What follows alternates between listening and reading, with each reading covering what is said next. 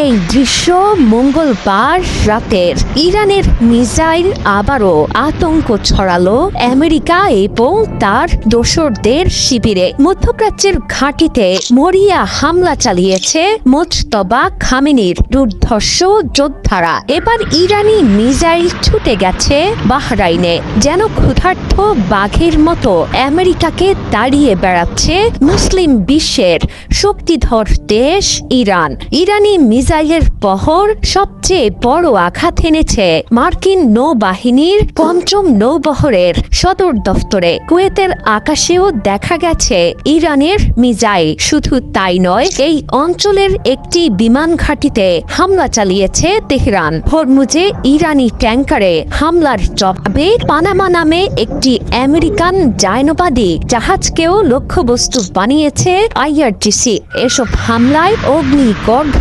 মধ্যপ্রাচ্য। হরমুজ প্রণালীর কৌশলগত কেশম দ্বীপে মার্কিন বাহিনীর আকস্মিক হামলার জবাবে কুয়েতের একাধিক